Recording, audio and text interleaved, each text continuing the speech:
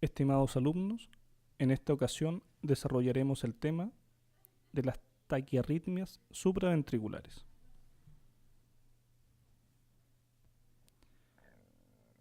Las taquiarritmias corresponden a un importante motivo de consulta en los servicios de urgencia, estando presentes en el contexto de varias patologías tanto agudas como crónicas, siendo en muchas situaciones tan importante su reconocimiento y manejo, como así también la identificación de la causa gatillante. Las taquiarritmias en muchas situaciones son la expresión de otras patologías, como el infarto agudo al miocardio, el tromboembolismo pulmonar, la miocarditis, intoxicaciones farmacológicas, alteraciones hidroelectrolíticas, entre otras. Las taquiarritmias se producen cuando la depolarización se conduce no por las vías fisiológicas, sino que a través de otros mecanismos, como son las vías accesorias, circuitos de reentrada, alteraciones hidroelectrolíticas, tóxicos, fármacos o el automatismo anormal.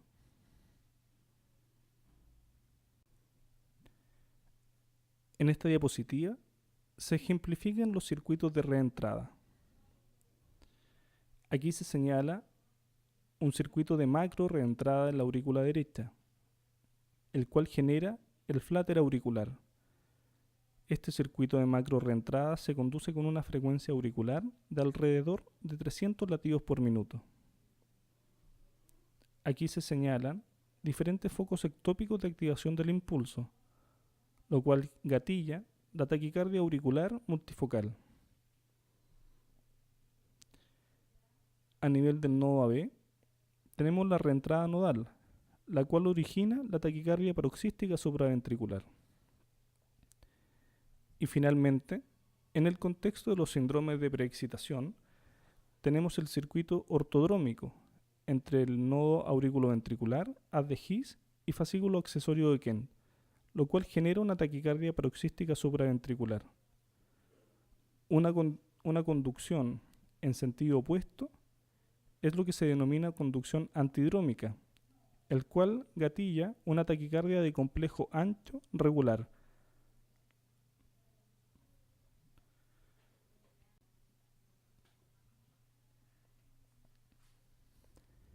Lo primero de discernir en todo paciente con una taquiarritmia es determinar la estabilidad hemodinámica del paciente. Este es el primer paso y fundamental, lo que nos va a tomar dos caminos de manejo. Si está inestable, requerirá una cardioversión de urgencia. Si el paciente está estable, por el contrario, podremos realizar diferentes manejos orientados al control del ritmo o al control de frecuencia.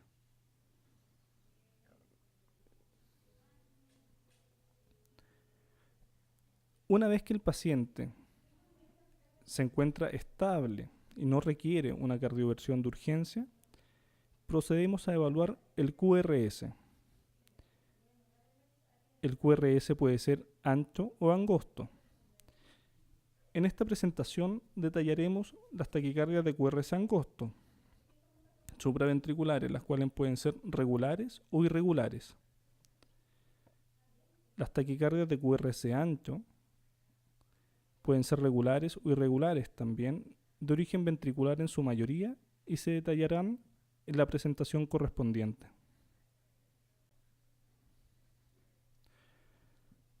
Las taquicardias de QRS angosto regulares son las taquicardias sinusal, auricular, taquicardia de la unión, paroxística supraventricular, el fláter auricular con bloqueo AV constante.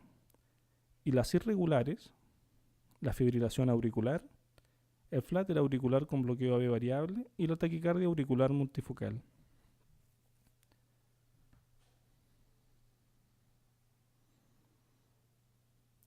Las taquicardias de QRS ancho, si bien en su mayoría son de origen ventricular, también pueden corresponder a taquicardias supraventriculares conducidas con aberrancia.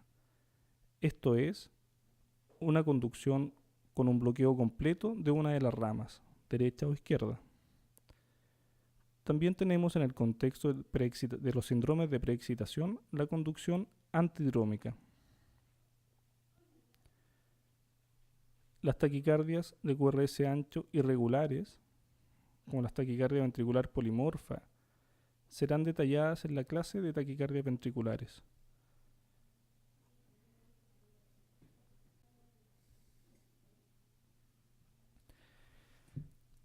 El manejo de los pacientes con taquiarritmias debe ser en un box de reanimación, en el cual el paciente debe estar adecuadamente monitorizado, con accesos venosos, disponibilidad de oxígeno, drogas antiarrítmicas y de reanimación, y lo fundamental, un monitor desfibrilador. El primer paso, como lo comentábamos, es determinar la estabilidad hemodinámica del paciente. Si está inestable, se debe realizar una cardioversión de urgencia, independiente del ancho del QRS. Lo que debe primar en estos casos, más que el diagnóstico de certeza, es restaurar la estabilidad hemodinámica del enfermo. La energía dependerá de las características del monitor desfibrilador con que se cuente, si este es monofásico o bifásico, y también dependerá del tipo de arritmia que se pretenda tratar. Si el paciente está estable, nos dará tiempo para contar con un electrocardiograma de 12 derivaciones y un dedos largo, para poder, según el trazado, manejar en forma más adecuada al enfermo. La fibrilación auricular es la arritmia más frecuente, siendo rara en el adulto joven, pero la incidencia se duplica cada década, siendo particularmente importante en la séptima década de la vida, de forma que se encuentra hasta un 13 a 15% entre aquellos pacientes que tienen más de 80 años. En los pacientes jóvenes se puede ver asociado a ingesta etílica, drogas, simpático-miméticos o eventos cardiovasculares agudos. Son factores de riesgo para su aparición la edad, diabetes, hipertensión arterial, insuficiencia cardíaca, enfermedad valvular, miocardiopatías y obesidad. La enfermedad coronaria, solo factor de riesgo de fibrilación auricular en los hombres. La fibrilación auricular se caracteriza por la existencia de varios circuitos de reentrada en ambas aurículas, originando la depolarización desorganizada del tejido auricular, que da lugar a un electrocardiograma con ondas F, que tienen una frecuencia entre 350 y 600 por minuto, con respuesta ventricular irregular en pacientes no tratados.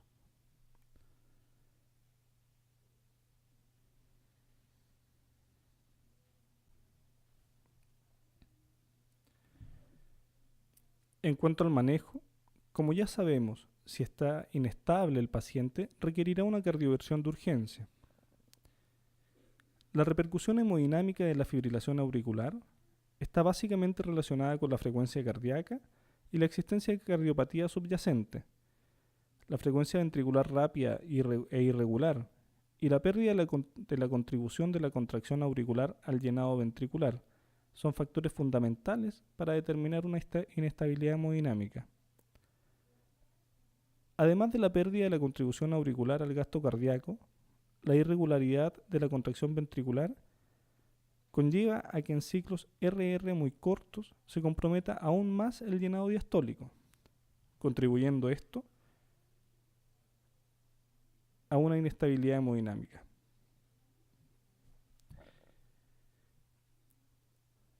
Existen dos líneas de manejo de la fibrilación auricular, que son el control de ritmo versus el control de frecuencia.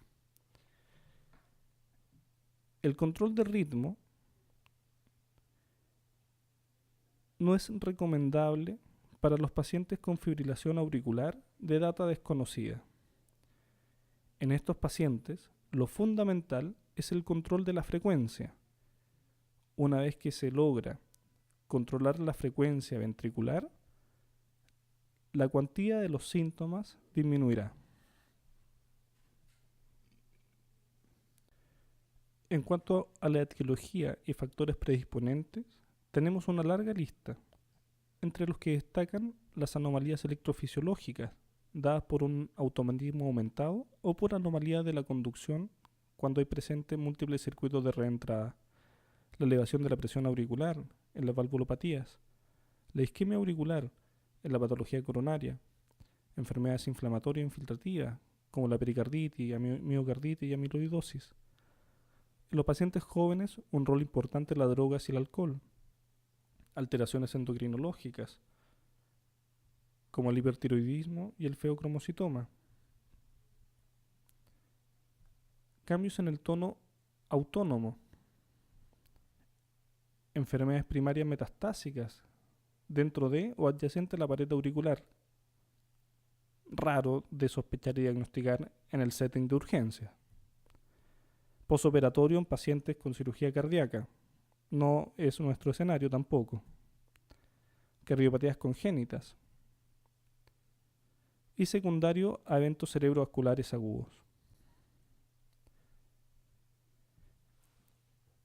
Aquí tenemos un electrocardiograma muy frecuente de observar en pacientes que acuden al servicio de urgencia, ya sea por palpitaciones, por disnea, en el contexto de una insuficiencia cardíaca descompensada, que la descompensación, por ejemplo, sea secundaria al aumento de la frecuencia ventricular. Aquí observamos un ritmo que es irregularmente irregular. Hay ausencia de onda P. En algunas derivadas se observa la onda F de fibrilación auricular. Lo fundamental para el diagnóstico de una fibrilación auricular está dado por la irregularidad de su frecuencia.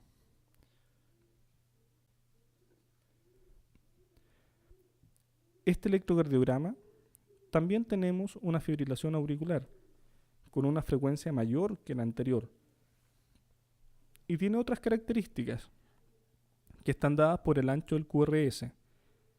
En el electrocardiograma anterior teníamos un QRS angosto. Aquí tenemos un QRS ancho, que está dado por un bloqueo completo de rama derecha. Se observa RSR en la pared anterior, fundamentalmente en B2, y una onda S en B6, criterio de bloqueo completo de rama derecha. Hilando un poco más fino, tiene además un hemibloqueo izquierdo anterior, que está dado por el eje.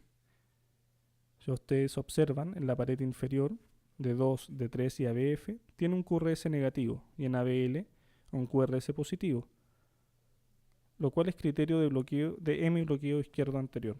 Pero lo fundamental aquí para la identificación de la fibrilación auricular es la irregularidad de la frecuencia.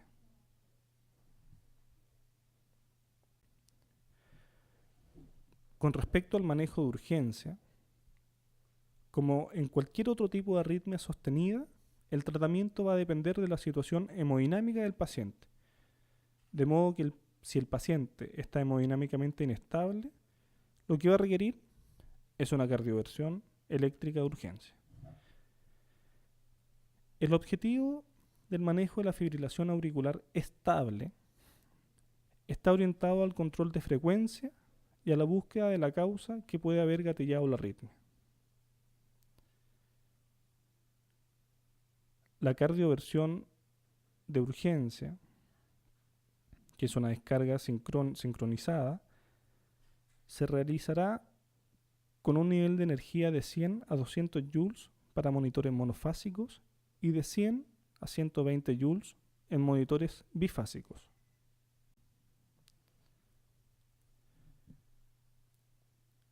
En la literatura se expone que la fibrilación auricular de menos de 48 horas se puede manejar con cardioversión farmacológica o eléctrica si la primera no da resultados.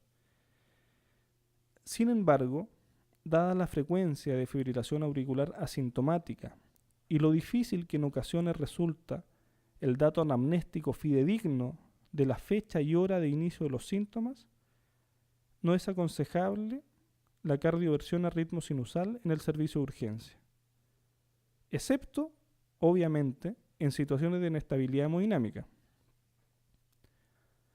Lo recomendable en todos los escenarios que exista estabilidad hemodinámica es el control de frecuencia, el cual se realiza con 3 tipos de fármacos: digitálicos, beta bloqueo y bloqueadores de canales de calcio.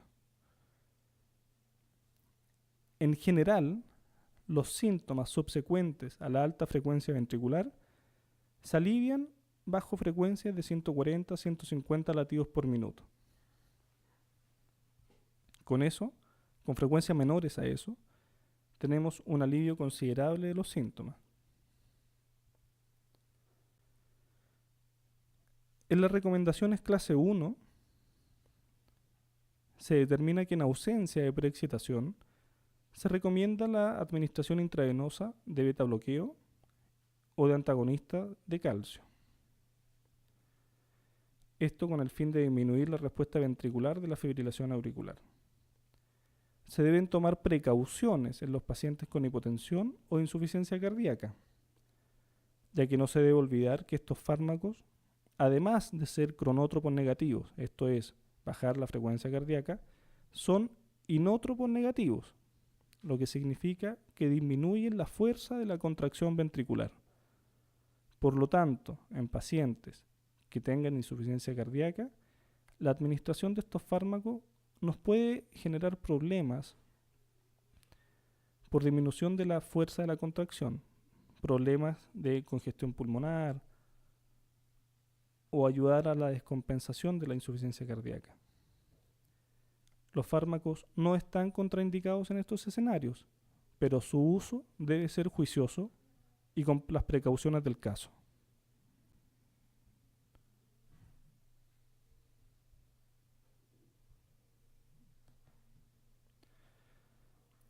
Otra recomendación clase 1 para el control de frecuencia en pacientes con fibrilación auricular e insuficiencia cardíaca que no tienen vía accesoria es la administración de digitálicos y de amiodarona.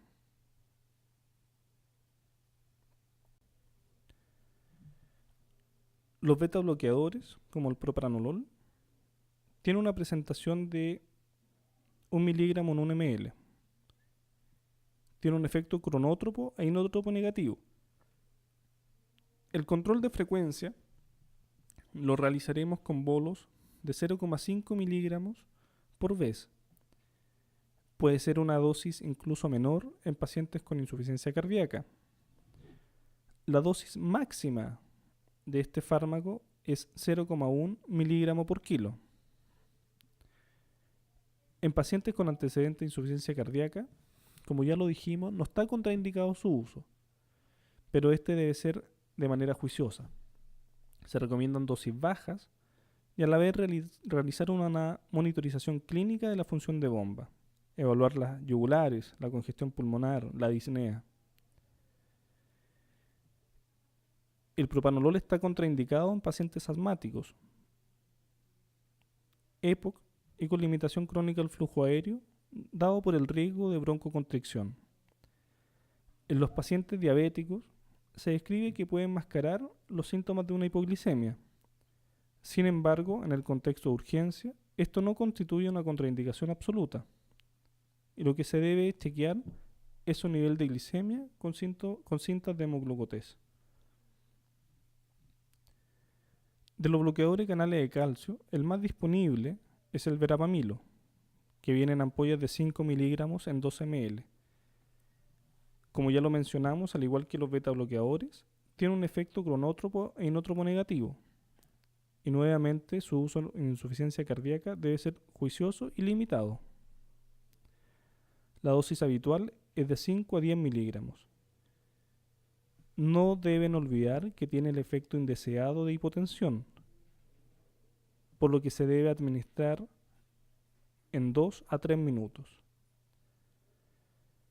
Los digitálicos, como el lanatócido C, conocido como Sedilanit en su manera comercial, son ampollas de 12 ml que contienen 0,4 miligramos. Es cronótropo negativo, pero es inótropo positivo, a diferencia de los dos anteriores. Su efecto cronótropo negativo es tardío, lo cual en el contexto de urgencia no tendría mucho rol. Sin embargo, su efecto inótropo positivo podría contrarrestar el efecto inotrópico negativo del propanolol y el verapamilo, y es de elección en pacientes con disfunción sistólica.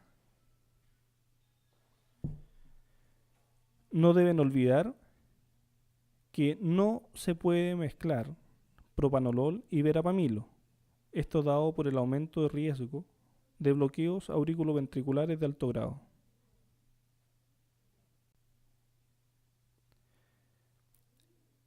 En esta tabla se detallan los diferentes fármacos para el control de frecuencia. La mayoría de ellos no está disponible en los servicios de urgencia de Chile, como el esmolol, el metoprolol o el diltiazem. Pero sí están disponibles el propranolol y el verapamilo.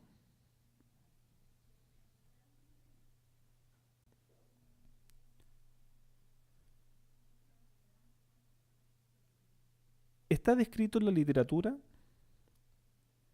que el control de frecuencia también se puede realizar con la amiodarona.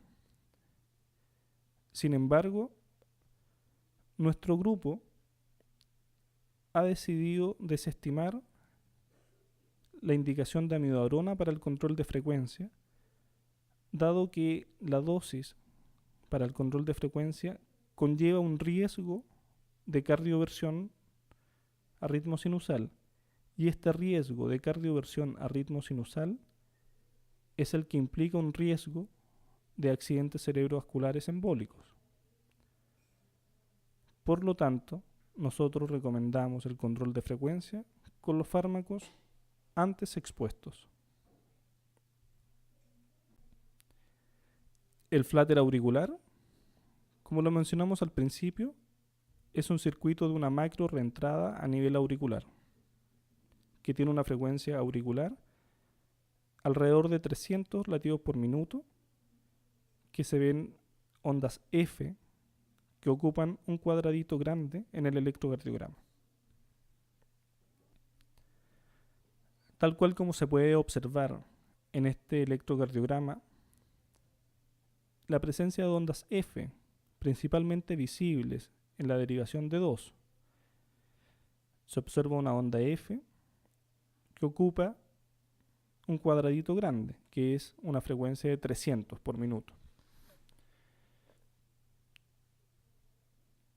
La sospecha del flutter está fundada en la visualización de la onda F de flutter, como también en la frecuencia ventricular que está dada, que es múltiplos de 75, 150, 300.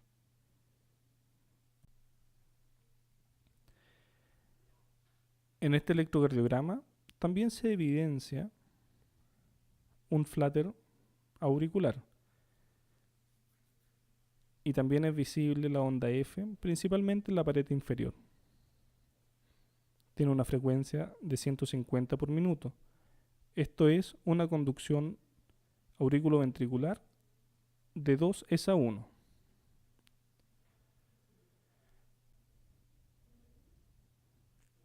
El flutter auricular, al igual que cualquier otra arritmia sostenida, el tratamiento inicial dependerá de la situación hemodinámica del paciente.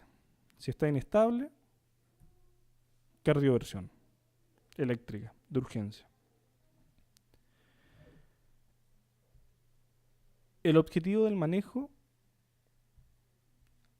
al igual que la fibrilación auricular, estará dado por el control de frecuencia o el control de ritmo.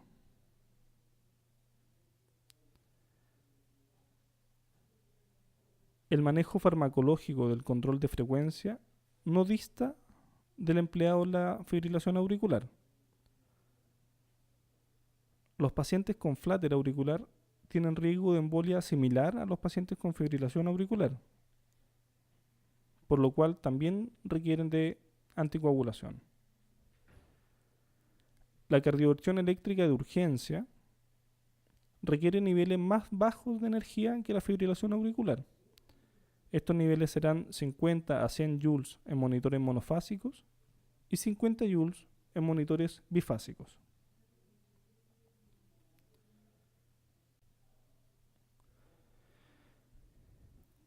Pasando ahora a la taquicardia paroxística supraventricular por reentrada nodal, podemos detallar que hay dos vías.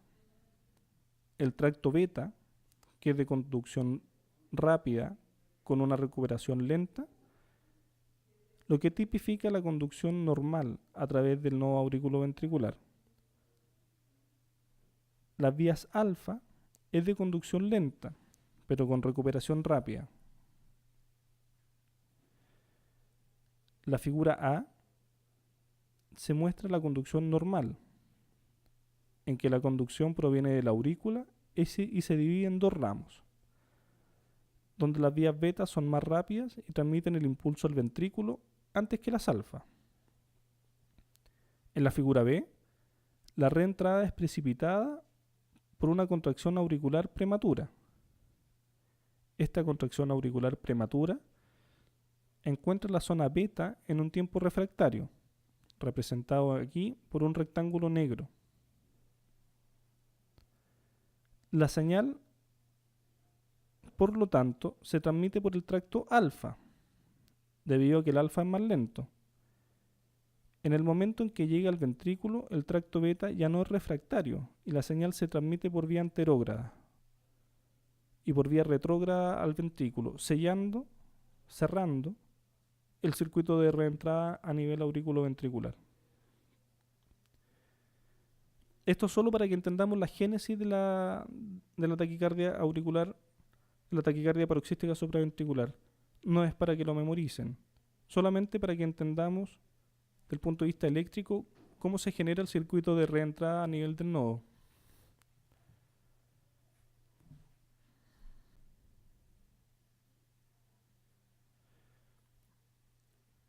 Aquí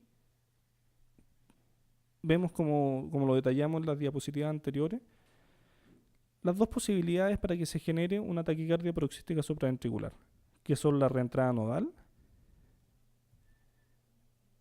y el circuito ortodrómico en el contexto de síndromes de preexcitación.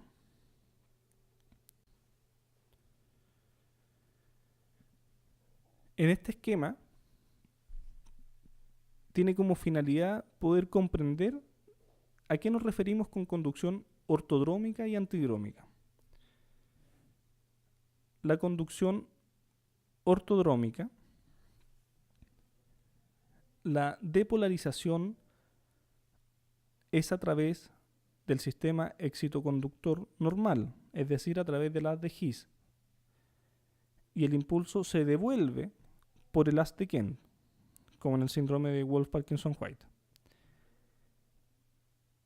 Y el circuito se genera entonces por el nodo auriculoventricular, de polarización por el haz de His, y se devuelve la conducción a través del haz de Kent. En este caso de conducción ortodrómica, como la depolarización es a través del haz de His, nos va a dar un QRS angosto.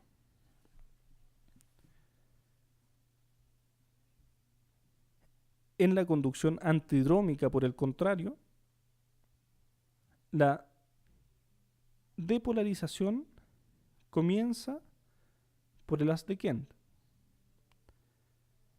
y se conduce en forma retrógrada por el nodo auriculoventricular. Esto genera una taquicardia de QRS ancho, que es muy difícil de diferenciar de la taquicardia ventricular. Esto se detallará en la clase de taquicardias ventriculares. Pero nuevamente el concepto es que la taquicardia paroxística supraventricular puede tener dos génesis. Una por la reentrada nodal y otra en el contexto de síndromes de preexcitación. Estas diapositivas solo tienen la finalidad de que entiendan la génesis.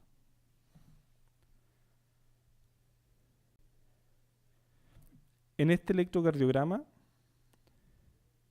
observamos una taquicardia de complejo angosto regular, la cual corresponde a una conducción ortodrómica. Es muy difícil de diferenciar de una taquicardia paroxística supraventricular. Por reentrada nodal. El concepto es que son iguales. No las tratemos de diferenciar, no tiene sentido. Y no tiene sentido, ¿por qué? Porque el manejo es el mismo, como lo detallaremos en un par de diapositivas a continuación. El manejo es el mismo. Maniobras vagales, adenosina, diferentes dosis, verapamilo. El manejo es el mismo.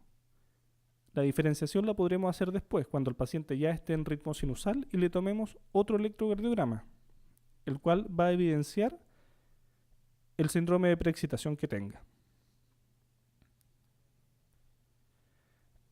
Esta diapositiva, meramente informativa, es para que sepan que hay diferentes tipos de síndromes de preexcitación.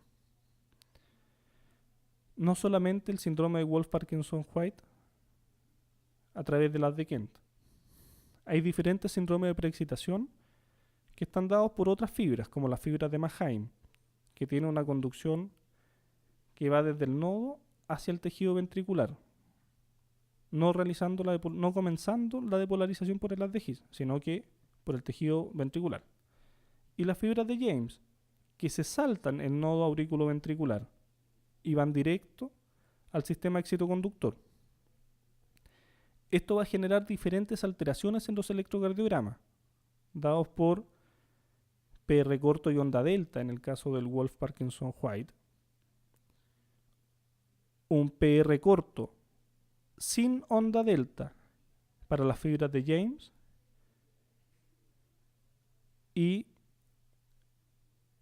un PR normal con onda delta para las fibras de Mannheim. Todo va a depender de si se salta o no se salta el nodo o si llega en forma directa al tejido ventricular. Es una diapositiva para que contextualicemos que hay otros tipos de preexcitación. No tiene finalidad que se memoricen de cuál va a cuál ni cómo se llaman. En este trazado electrocardiográfico podemos observar en los primeros 4 complejos un PR corto y onda delta, característico del síndrome de Wolff-Parkinson-White. Y posteriormente, cómo pasa a una taquicardia paroxística supraventricular, taquicardia regular de complejo angosto.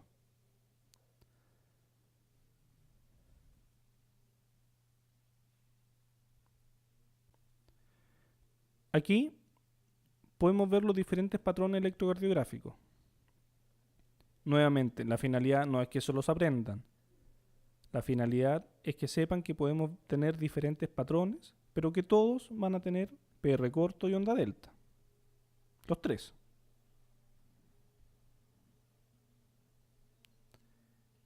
Este electrocardiograma, que es muy raro de ver, tiene como finalidad saber que un paciente que tiene una fibrilación auricular y que tiene un síndrome de preexcitación, dado que la conducción por el haz de Kent es todo o nada, podemos tener frecuencias ventriculares similares a las frecuencias auriculares en la fibrilación auricular. Recuerden que la frecuencia auricular en la FA es de 350 a 600 por minuto. Imagínense si tienen una conducción todo o nada. Es un desastre. Es un descalabro hemodinámico. Por lo tanto, el riesgo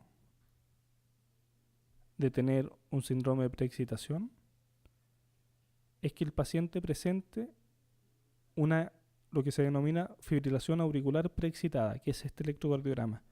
Y estos pacientes tienen alto riesgo de muerte súbita.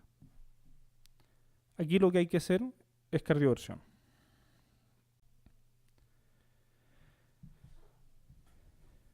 Entrando al terreno duro, digamos, lo que importa, el manejo. Independiente del origen, ya sea por reentrada nodal o por preexcitación, el manejo es el mismo, como lo dijimos. Se debe iniciar con maniobras vagales. Si no responde, se debe administrar adenosina de 6 miligramos. Esta administración debe ser por una vía venosa braquial, administración rápida, con el brazo en alto, seguida de un bolo de suero fisiológico de 20 cc. Por lo tanto, requerimos 2 operadores para que esto sea efectivo. Si no responde a la primera dosis de adenosina, se pueden repetir 2 bolos más de 12 miligramos cada uno. Si sigue no habiendo respuesta,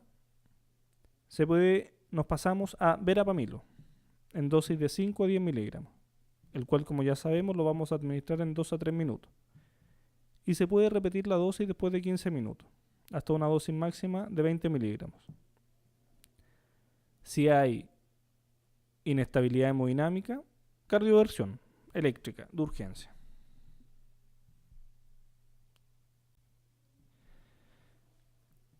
Estimados, esta es algo de la bibliografía que pueden